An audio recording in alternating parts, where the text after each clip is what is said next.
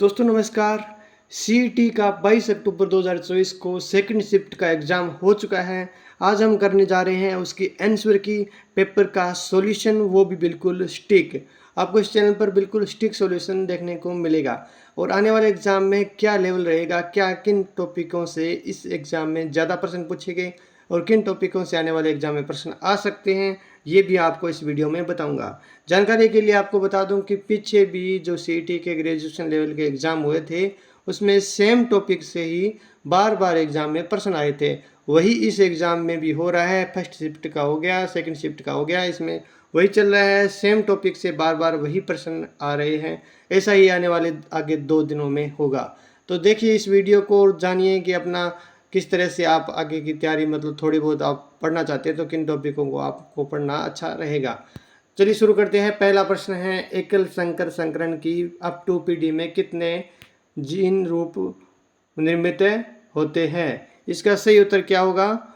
इसका सही उत्तर बताइए। इसका सही उत्तर होगा 3।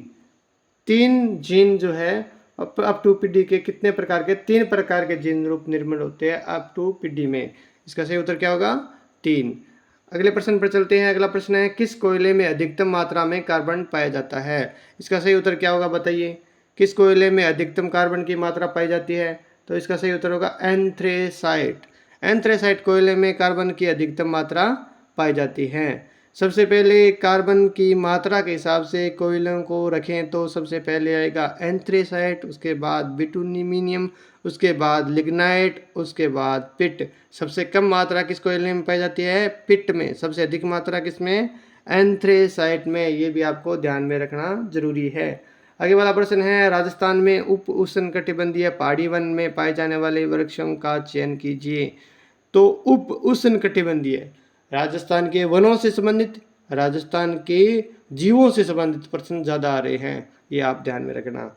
तो धोकरा और फलास वन जो है वो उप उष्णकटिबंधीय पहाड़ी वन में पाए जाते हैं।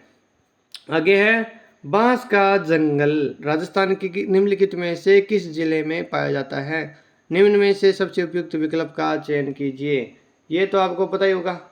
बांस का जंगल कहाँ पाया जाता है बताइए? बांसवाड़ा में। बांस का जंगल बांसवाड़ा में, ये जो नाम से ही पता है। आगे वाला प्रश्न है, चुलिया जलप्रपात राजस्थान के निम्नलिखित में से किस क्षेत्र में अवस्थित है? चुलिया जलप्रपात किस क्षेत्र में अवस्थित है? इसका जवाब आप मुझे कमेंट करके बता दीजिए। आगे वाला प्रश्न है, निम्नलिखित भारत के कुल भूभाग का कितना प्रतिशत भाग राजस्थान में है? भारत के कुल भूभाग का कितना प्रतिशत भाग राजस्थान में है? 10.4। 10 पॉइंट पूरा बोले तो 10.41% क्षेत्रफल। भारत के क्षेत्रफल का राजस्थान का क्षेत्रफल कितना है? 10.41%। पूरा क्षेत्रफल 3,42,239 किलोमीटर। ये भी आपको याद होना चाहिए। 3,42,239 किलोमीटर क्षेत्रफल है। इसका सही उत्तर होगा 10.4। आगे वाला प्रश्न है, रोजवुड, महोगनी और एबनी, मैंने बोला ना आपको वनों से संबंधित प्रश्न है वो ज़्यादा आ रहे हैं। वनों से संबंधित आपको अटक के जाइए थोड़ा बहुत। तो रोजवुड, महोगनी और एबनी प्रजाति के जो पेड़ हैं वो निम्नलिखित में से किस वन क्षेत्र में पाए जाते हैं? इसका सही उत्तर आप बताइए। इसका सही उत्तर होगा पर्वतीय वन है ये सारे, या उष्णकटिबंधीय सदाबहार वन है, या तटीय। इसका सही उत्तर होगा, मैंने पर्वतीय वन पर टिक कर दिया। इसका सही उत्तर होगा उष्णकटिबंधीय सदाबहार वन। इसका सही उत्तर होगा उष्णकटिबंधीय सदाबहार वन। यानी रोजवुड, महोगनी और एबनी जो है ना, ये उष्णकटिबंधीय सदाबहार वन है। ये आपको ध्यान में रखना है। और आगे ये कंप्यूटर से संबंधित प्रश्न है। मैं आपको जीके से संबंधित प्रश्न है और साइंस से संबंधित प्रश्न करवाने जा रहा हूँ। कंप्यूटर से प्रश्न जो है वो हम बाद में करेंगे। ये अभ्यारण्यों से संबंधित राजस्थान जीके का प्रश्न है। और कुछ इसमें माउंट आबू, कैला देवी मंदिर भी लिखे हुए हैं, यानी ये स्थान पूछा है, किस जिले में स्थित है, ये सब पूछा है। सरिस्का किस जिले में है? अलवर में, पता है आपको। कैला देवी करौली में है। माउंट आबू कहाँ पर है? सिरोही में है। अगर आपको 3 पता है, दर्रा है नहीं पता है ना, तो भी कोई दिक्कत नहीं, दर्रा अपने आप निकल जाएगा। और इसका सही उत्तर होगा ए का फर्स्ट, बी का सेकंड, सी का फोर्थ और डी का थर्ड, ऐसे करके। आगे प्रश्न देखते हैं।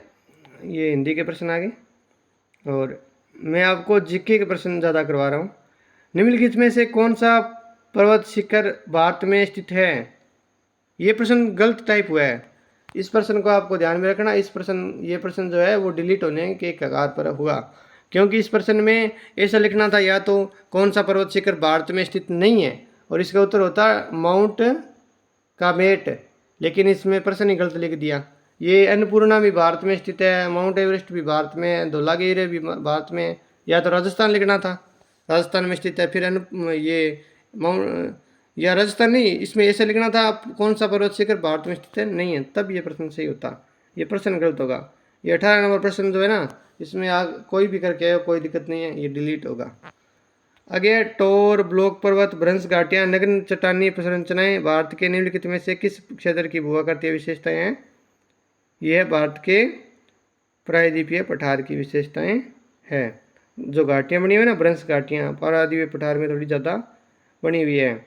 आगे प्रश्न है, राजस्थान निम्नलिखित में से किसी राजस्थान के राज्यपाल के द्वारा नियुक्त नहीं किया जाता है?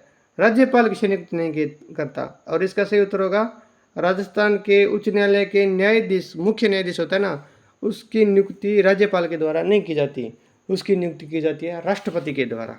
ये आपको ध्यान में रखना है। उच्च न्यायालय के मुख्य न्यायाधीश की नियुक्ति राज्यपाल के द्वारा नहीं की जाती।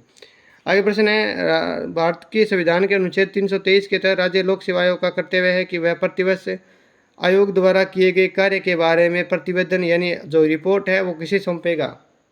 राज्यपाल को।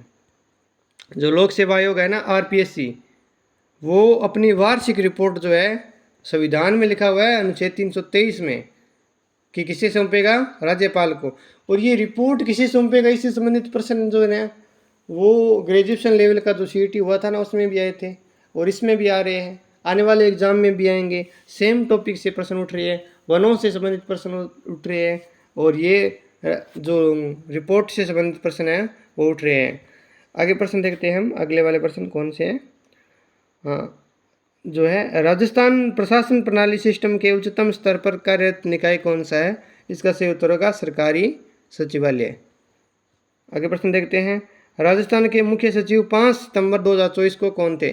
तारीख लिखने का कारण है कि हो सकता है पेपर हो उसके बाद, मतलब पेपर बने, जब तक पेपर हो तब तक बदल जाए, इसीलिए इसमें तारीख लिख देते हैं, और तारीख से कंफ्यूज नहीं होना। इसका उत्तर होगा सुधांश पंत।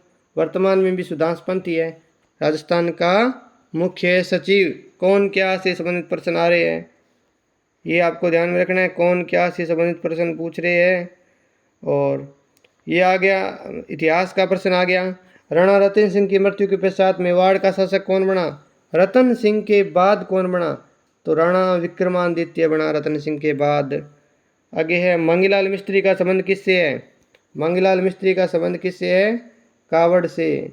मंगीलाल मिस्त्री का संबंध है कावड़ से। ये भी आपको ध्यान रखना है। व्यक्तित्व से संबंधित प्रश्न आ रहे हैं। वर्तमान राजस्थान राज्य के गठन के प्रथम चरण में मत्स्य संघ एकीकरण का प्रश्न आ गया। मत्स्य संघ में मंत्रिमंडल किसके नेतृत्व में गठित किया गया? अब ये प्रश्न थोड़ा सा घुमाया है एकीकरण का प्रश्न ये था कि मत्स्य संघ जो राजस्थान का प्रथम एकीकरण के प्रथम चरण में मत्स्य संघ का निर्माण किया गया था, उसमें प्रधानमंत्री किसे बनाया गया था? थोड़ा सा घुमा दिया, और इसमें क्या पूछ लिया, मंत्रिमंडल के किसके नेतृत्व में गठित किया गया? तो इसका उत्तर होगा शोभाराम कुमावत। क्या उत्तर होगा? शोभाराम कुमावत को मंत्रिमंडल का प्रमुख है घोषित किया गया। सीधा शोभाराम लिखा हुआ है, कोई दिक्कत नहीं है, उत्तर यही होगा शोभाराम। और आगे प्रश्न और देख लेते हैं कौन कौन से प्रश्न आते हैं। और ये प्रश्न है, साइंस का प्रश्न है, विज्ञान की वह शाखा जो मानव जाति के सुधार से संबंधित है और मेंडल के नियमों से पर आधारित है। तो मेंडल ने तो सारे नियम आनुवंशिकी के आधार पर दिए थे, तो ये इसका उत्तर क्या होगा? आनुवंशिकी। और ये अप 1 पीढ़ी, अप 2 पीढ़ी, इससे संबंधित आनुवंशिकी से संबंधित प्रश्न आ रहे हैं। साइंस में प्रश्न कहाँ से आ रहे हैं? आनुवंशिकी से संबंधित कई प्रश्न आ रहे हैं इस एक ही पेपर में, और ये आपको ध्यान में रखना है। साइंस में आनुवंशिकी से संबंधित प्रश्न ज़्यादा बन रहे हैं। और राजस्थान में पाए जाने वाले सरीसृप सदस्य का चयन कीजिए। कौन सा सरीसृप सदस्य पाया जाता है? जो भारतीय गिरगिट है ना, वो राजस्थान में पाया जाता है। इसका उत्तर होगा भारतीय गिरगिट। मैं आपको जल्दी जल्दी थोड़े बता रहा हूँ, जल्दी बताने का कारण है कि प्रश्न बहुत ज़्यादा है, और आपके लिए तरीका भी थोड़ा कम टाइम है, आपको टॉपिक भी साथ साथ में बता रहा हूँ किन टॉपिकों से ज़्यादा आ रहा है, आपको एक थोड़ा सा अनुमान हो जाएगा कि आपको अब 1-2 दिन में कौन से, मतलब कुछ टाइम है 2-3 घंटे, या किन्हीं को 1 दिन का है, किन्हीं को 2 दिन का, तो वो कौन से टॉपिक पढ़ें। इससे थोड़ा ज़्यादा सरल तरीके से आप पेपर को हल कर सकते हैं। ये प्रश्न है, वैज्ञानिक जिन्होंने रक्त को विभिन्न रुधिर वर्गों में वर्गीकृत किया है वह कौन सा है। कार्ल लैंडस्टीनर ने रुधिर वर्ग का जो खोज है वो की थी, ये आपको पता होना चाहिए। और आगे हिंदी के प्रश्न आगे, सारे प्रश्न में आपको जीके के जो प्रश्न है ना, वो सारे प्रश्न आपको इस वीडियो में हल कराऊंगा, चाहे वो इंडिया जीके है चाहे वो राजस्थान जीके है, ये आपको बता देता हूँ। आगे वाला प्रश्न है, निम्नलिखित में से किस परियोजना में राजस्थान के आदिवासी बहुल क्षेत्रों में क्रांतिकारी परिवर्तन आया है। और इस परियोजना का नाम है माही बजाज सागर बांध परियोजना, जो कहाँ की है बता दीजिए। बांसवाड़ा की। नदी परियोजनाओं से संबंधित प्रश्न आ रहे हैं, मैं जो बोल रहा हूँ ना इससे प्रश्न आ रहे हैं, उनसे प्रश्न आपको देखने को आने वाले एग्जाम में जो देखो पेपर दे के निकलोगे ना, तो आप मेरी बात याद रखना, इससे आपको प्रश्न देखने को मिलेंगे ही मिलेंगे। आगे राजस्थान का प्रथम सुपर थर्मल पावर प्लांट कहाँ पर है। सूरतगढ़ थर्मल पावर प्लांट जो कहाँ पर है, गंगानगर में। और ये कौन सा है, प्रथम super thermal power plant Rajasthan का कौन सा है, सूरतगढ़ थर्मल पावर स्टेशन, जो किस जिले में है, श्री गंगानगर में। ये भी आपको ध्यान में रखना है। आगे राजस्थान जीके के प्रश्न देख लेते हैं, कौन कौन से, इंडिया जीके के प्रश्न भी देख लेते हैं। राजस्थान जीके और इंडिया जीके के प्रश्न सारे मैं आपको इस वीडियो में हल करवा रहा हूँ। आप अगर इस चैनल पर नए हैं तो आप सब्सक्राइब कर लीजिए। और ये देखिए साइंस का प्रश्न है, मिश्र धातु से संबंधित पित्तल एक मिश्र धातु है और ये किसकी है, कॉपर और जिंक की। आगे 2011 की जनगणना के अनुसार निम्नलिखित में राजस्थान के किस जिले में साक्षरता दर जो है वो सबसे अधिक है। तो सबसे अधिक आपको पता होगा किस में है, कोटा में। कहाँ पर है, कोटा में। और इससे आगे हम प्रश्न देखते हैं राजस्थान, ये अंग्रेजी के प्रश्न आगे, हम राजस्थान जीके के प्रश्न ज़्यादा देखेंगे और इंडिया जीके के प्रश्न हल करेंगे। यहाँ प्रश्न आ गया इंडिया जीके की राजनीति से संबंधित प्रश्न। निम्नलिखित में से किस संविधान से भारतीय संविधान के राज्य के नीति निर्देशक तत्वों को शामिल किया गया है। किस संविधान से क्या लिया गया है, रट लीजिए। इसमें पूछा गया नीति निर्देशक तत्व कहाँ से लिए गए हैं, तो इसका उत्तर होगा आयरलैंड का संविधान से नीति निर्देशक तत्व है वो लिए गए हैं। आगे राजस्थान मानवाधिकार आयोग की पहली महिला अध्यक्ष कौन थी, इसका उत्तर होगा कांता भटनागर। पहली कौन थी, वर्तमान में कौन है, जितने भी आयोग है, जितने भी पद है राजस्थान के, मुख्य मुख्य पद, मुख्य मुख्य आयोग, रट लीजिए, जरूर प्रश्न बनेंगे। पहली और वर्तमान कौन क्या से संबंधित प्रश्न जरूर बनेगा, मैं आपको बता रहा हूँ, जो बता रहा हूँ ना वो आप रट लीजिए। निम्नलिखित में से राजस्थान का कौन सा क्षेत्र एक महत्वपूर्ण इसबगोल का उत्पादक क्षेत्र है। इन जो राज्य दिए हुए ना, इनमें सबसे अधिक इसबगोल कहाँ पर होता है, जोधपुर में। जो जिले दिए होते हैं ना, राज्य क्या, जो जिले दिए होते हैं ना, उन जिलों में बताना होता है सबसे अधिक कौन सा होता है, तो इन जिलों में कौन सा है, जोधपुर। राजस्थान का कौन सा शहर परिधानों का शहर या सिटी ऑफ गारमेंट्स के नाम से जाना जाता है, इसका उत्तर आप मुझे कमेंट में बताइए, सिटी ऑफ गारमेंट्स किसे कहा जाता है। आगे प्रश्न है पंचायती, हाँ ये स्थानीय स्वशासन से संबंधित प्रश्न है, 2 दिन प्रश्न आए हैं, तो स्थानीय स्वशासन पढ़ लीजिए, स्थानीय स्वशासन से प्रश्न आपको जरूर देखने को मिलेंगे। राजस्थान में पंचायती राज सिस्टम के तहत एक वर्ष में आयोजित होने वाली ग्राम सभा की बैठकों की न्यूनतम संख्या क्या है। अधिकतम तो कितनी भी हो सकती है, ग्राम सभा में कितनी भी बैठकें हो सकती है, लेकिन न्यूनतम कितनी है, यानी जितनी करनी जरूरी है, कंपलसरी है, ये कितनी है, 2 बैठकें। 2 बैठकें जो है वो ग्राम सभा की एक वर्ष में होनी जरूरी है, उससे अधिक चाहे कितनी करो, 20 करो, 50 करो, कितनी करो, 2 तो होना जरूरी है वर्ष में। आगे राजस्थान की 12वीं पंचवर्षीय योजना में किस क्षेत्र को अधिकतम आवंटन दिया गया है, इसका उत्तर बताइए। पंचवर्षीय योजनाओं से संबंधित प्रश्न आ गया, कृषि और ग्रामीण विकास में अधिक आवंटन दिया गया है 12वीं पंचवर्षीय योजना में। थोड़ा बहुत पढ़ लीजिए, बड़ा मोटे मोटे तौर पर किस में आवंटन ज़्यादा हुआ है, कम हुआ है, 12वीं 11वीं पंचवर्षीय योजना को थोड़ा पढ़ लीजिए। ये जिसे पहले मारू कहा जाता था, फिर मरुआरा और बाद में मारवाड़ कहा जाने लगा। मारवाड़ किसे कहा जाता है, पता होगा, मारवाड़ तो जोधपुर को कहा जाता है, तो इसको जोधपुर को।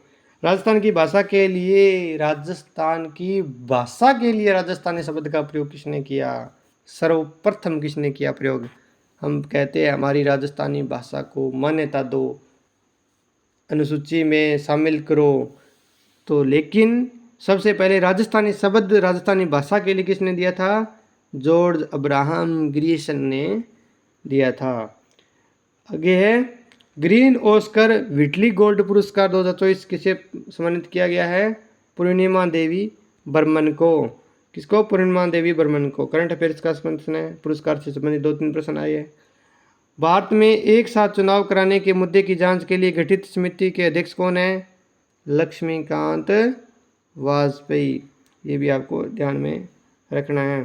राजस्थान के अर्जुन पुरस्कार 2023 की विजेता दिव्य कीर्ति सिंह निम्नलिखित में से किससे संबंधित है?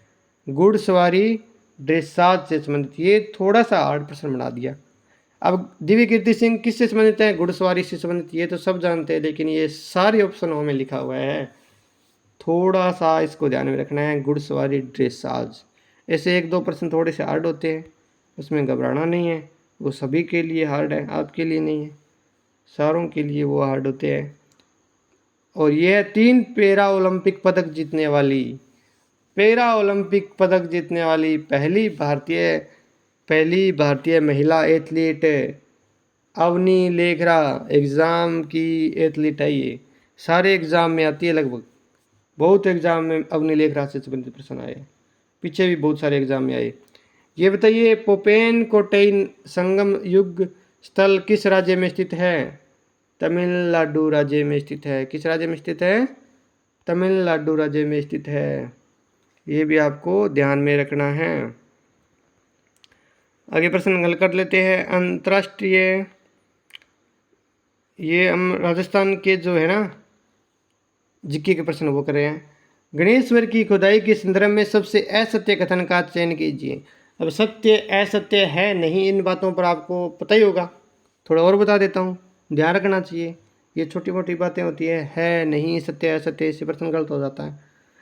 यहाँ गणेश्वर में राजस्थान पुरातत्व एवं संग्रहालय विभाग द्वारा की गई खुदाई में लगभग 5000 वर्ष पुरानी संस्कृति प्रकाश में आई है। ये जो है ना बिल्कुल सही है। असत्य बताना, सही नहीं बताना है। अब ए टिक कराओगे तो गलत हो जाएगा। सत्य असत्य सोचना है हमने। और सेकंड है हड़प्पा सभ्यता से तांबा प्राप्त किया जाता है। ये क्या है? गलत है। हड़प्पा से तांबा प्राप्त किया जाता है। गणेश्वर तांबे की संस्कृति का एक महत्वपूर्ण स्थल है। ये बिल्कुल सही है। गणेश्वर नीम का थन्ना में कांतली नदी के स्रोत है। ये भी बिल्कुल सही है। यानी गलत कौन सा हुआ? बी। और इसका सही उत्तर कौन सा हुआ? बी। उत्तर सही बी है, लेकिन कथन कौन सा गलत है? बी है। कालीगंगा राजस्थान के किस स्थान पर स्थित है? हनुमानगढ़ में। यानी ये देखो पेपर का लेवल कैसा है, आसान प्रश्न भी है, हार्ड प्रश्न भी है, सारे प्रश्नों का मिक्सअप इसमें किया गया है। आपको इस बात को ध्यान में रखना है। पेपर का लेवल क्या है? हार्ड भी है, आसान भी है। जो टॉपिक है ना सभ्यता रख लीजिए, सभ्यता से संबंधित प्रश्न आपको पक्के देखने को मिलेगा, पक्का ही देखने को मिलेगा। ये जो मैं बता रहा हूँ ना, कुछ टॉपिकों के नाम बताए मैंने, यानी टॉपिक तो बहुत सारे ऐसे हैं, लेकिन कुछ टॉपिक बहुत इंपॉर्टेंट है जिनसे 2 या 3 प्रश्न बने हैं। यानी आने वाले एग्जाम में भी 2 या 3 प्रश्न बनेंगे। देखिए कैसे बना है प्रश्न। आगे राजस्थान के प्रथम मुख्य सचिव कौन थे? अब देखिए प्रथम मुख्य सचिव पूछ लिया, वर्तमान वाला पूछ लिया। एक ही पेपर है ये शिफ्ट 2 का, जिसमें वर्तमान का भी पूछ लिया, सुधांश पंत का भी पूछ लिया और प्रथम भी पूछ लिया। प्रथम कौन है? श्री के राधाकृष्णन। मुख्य सचिव से संबंधित 2 प्रश्न, महिला आयोग से संबंधित प्रश्न, लोक सेवा आयोग से संबंधित प्रश्न, यानी इन टॉपिकों से प्रश्न आ रहे हैं। ये आपको ध्यान में रखना है। मुस्लिम लीग द्वारा प्रत्यक्ष कार्यवाही दिवस कब मनाया गया? हिस्ट्री का प्रश्न आ गया, आधुनिक हिस्ट्री का प्रश्न है। मुस्लिम लीग द्वारा 16 अगस्त 1946, आज़ादी से 1 साल पहले प्रत्यक्ष कार्यवाही दिवस बनाया गया था मुस्लिम लीग के द्वारा 16 अगस्त 1946 को। ये प्रश्न आपको ध्यान में रखने हैं। तो दोस्तों आपको ये कैसा लगी मेरी जानकारी, आप कमेंट करके ज़रूर बताइए। आपको कोई डाउट हो तो आप मुझे कमेंट कर सकते हैं। आगे वाला प्रश्न है, कच्ची घोड़ी नृत्य किस अवसर से संबंधित है? कच्ची घोड़ी नृत्य कहाँ का है? पहले तो आप मेरे को ये बता दीजिए, कच्ची घोड़ी नृत्य कहाँ का है? कच्ची घोड़ी नृत्य जिसको बोला जाता है अरे शेखावाटी का है और विवाह के अवसर पर किया जाता है। किस अवसर पर है? विवाह के अवसर पर। संतों का जीवन वृत्तांत आगे। बोरला नामक आभूषण महिलाएं कहाँ पहनती है? सिर पर पहनती है। कहाँ पहनती है? सिर पर पहनती है। और विश्व की सबसे पहली क्लोन भैंस का जन्म कहाँ किस देश में हुआ? अरे क्लोन भैंस का जन्म किस देश में हुआ? हमारे भारत में हुआ है। चीन चान मत कराना, हमारे भारत में हुआ है प्रथम क्लोन भैंस का जन्म। ये भी आपको ध्यान में रखना है। भारत में राष्ट्रीय खेल दिवस कब मनाया जाता है? कब मनाया जाता है? मेजर ध्यानचंद का जन्म कब हुआ था? अरे 29 अगस्त को खेल दिवस मनाया जाता है। मेजर ध्यानचंद के जो हॉकी के खिलाड़ी थे उनके जन्मदिन पर 29 अगस्त को राष्ट्रीय खेल दिवस मनाया जाता है। और यहाँ पर है निम्नलिखित में से कौन वाई भारत मैटर्स नामक जो पुस्तक है ना, पुस्तकों से संबंधित थोड़े प्रश्न आ रहे हैं, पुरस्कार से संबंधित भी आ रहे हैं। वाई भारत मैटर्स नामक पुस्तक के लेखक कौन है? एस जयशंकर। अब आप मुझे बताइए कि कौन से मंत्री है? विदेश मंत्री।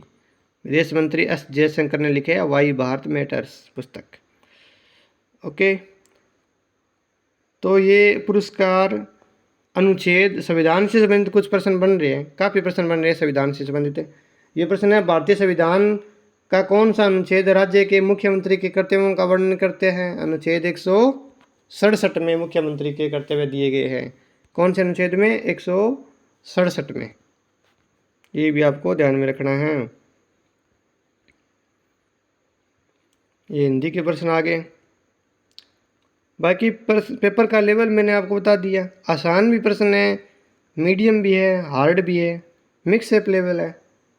और थोड़ा बहुत उलझाएंगे कुछ प्रश्नों में, कुछ प्रश्न बिल्कुल सरल है।